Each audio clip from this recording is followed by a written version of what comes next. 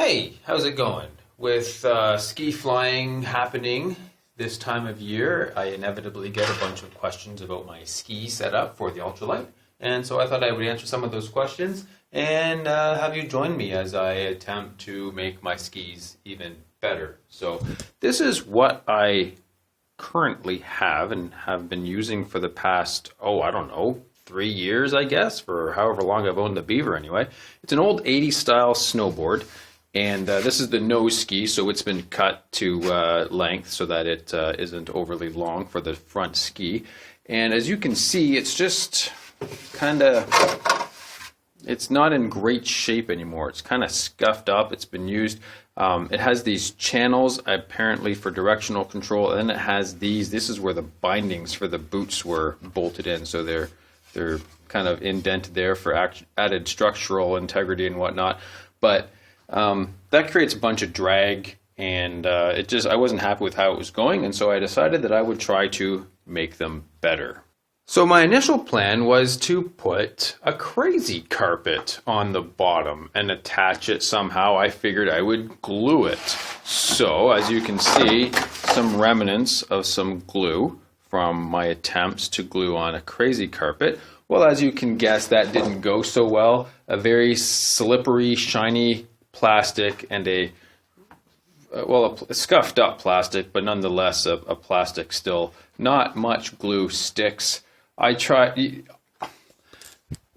oddly enough, hot glue worked the best. I tried everything, including hot glue. I tried silicone, I just tried all kinds of different things. And hot glue actually worked really well. The problem was I couldn't get a consistent bead and a consistent attachment because it cooled off so quickly. I couldn't get it all on fast enough, so hot glue also didn't work. So I attempted wrapping it. So I would have the crazy carpet wrapped around and bolted on. And that sort of worked, except I couldn't get the front kind of the way I wanted it, and so that's when the glue came out, and that didn't go well. I actually did end up getting crazy carpet bolted on satisfactorily, sort of, but we'll get to that in a minute.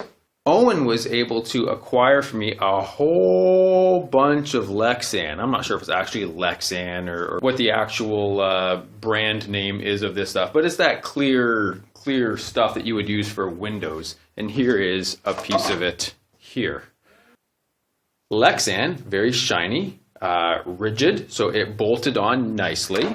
I could bolt it on and it retained its shape, and so I didn't have to worry about it wrapping around or warping or anything. It worked quite well in terms of using it and actually bolting it to the ski.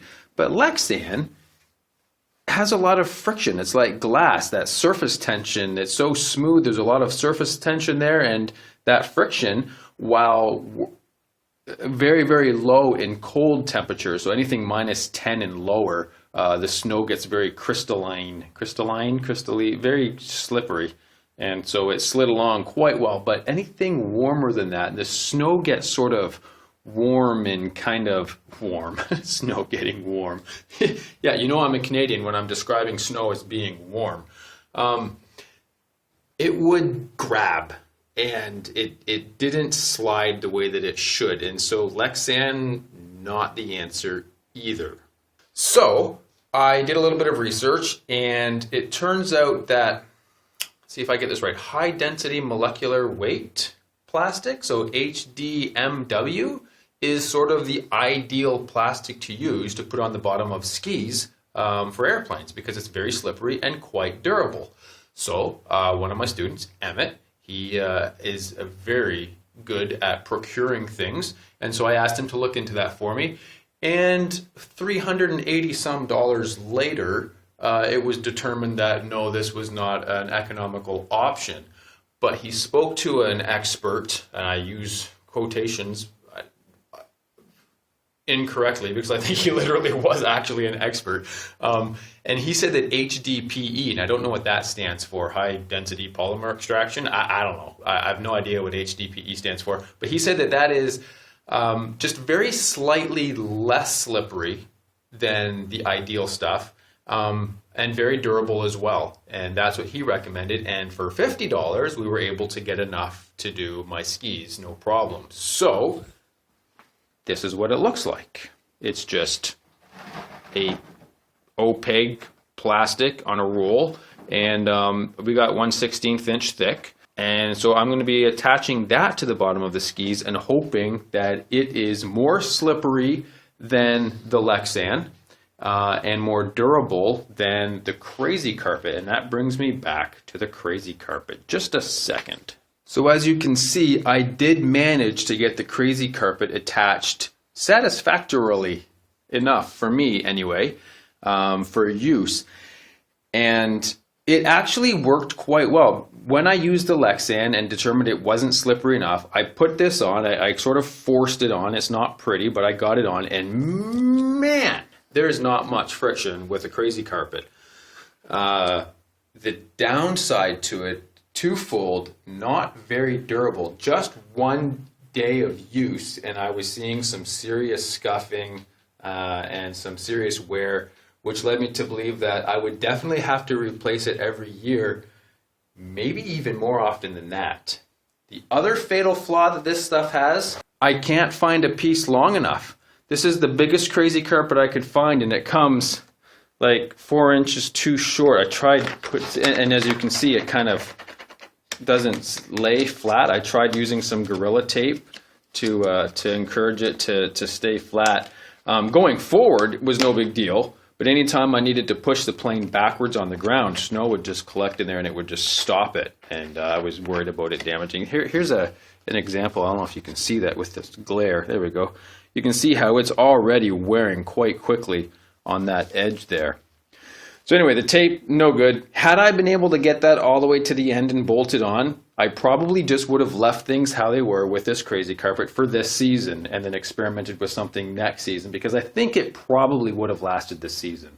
That being said, because of this, I don't like the fact that I can't pull the plane backwards through the snow if I have to. And so it's coming off, the Lexan's coming off, and the HDPE is going on.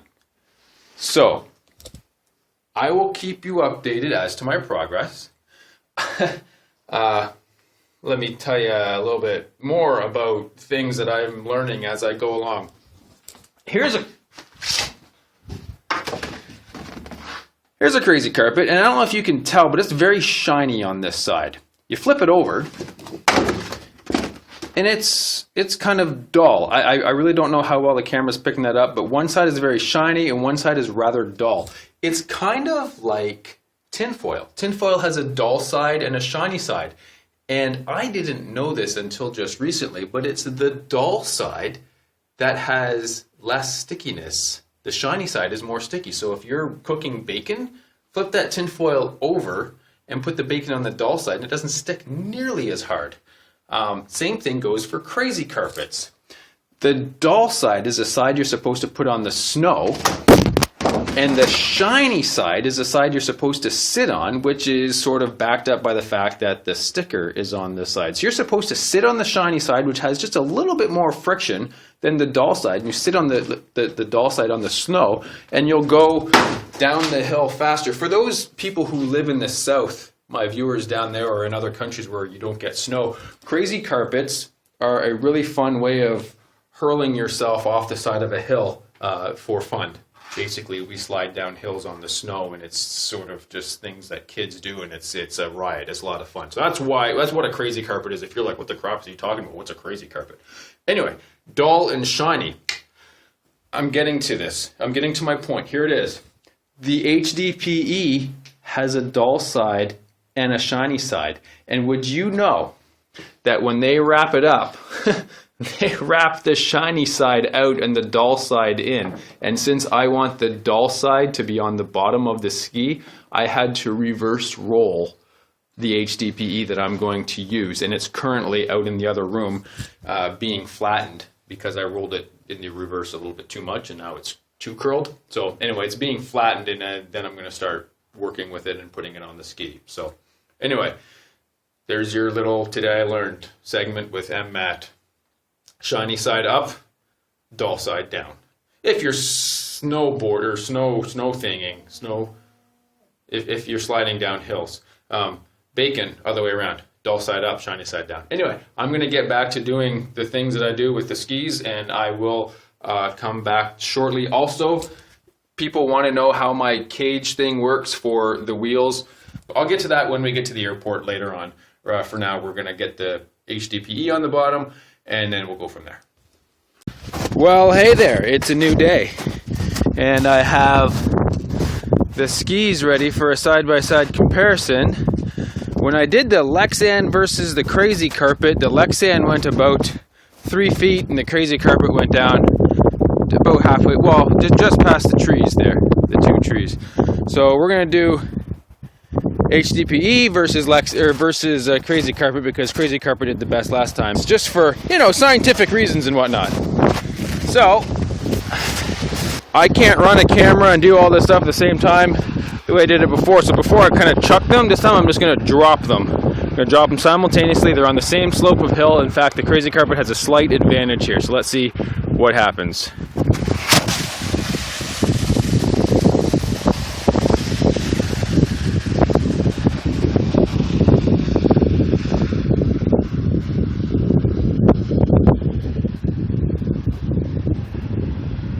Yeah, now I get to walk all the way out there and get them. So yeah, the HDPE all the way to the fence, Crazy Carpet, same place it ended up last time I tested it. So Crazy Carpet still doing well, HDPE, weller.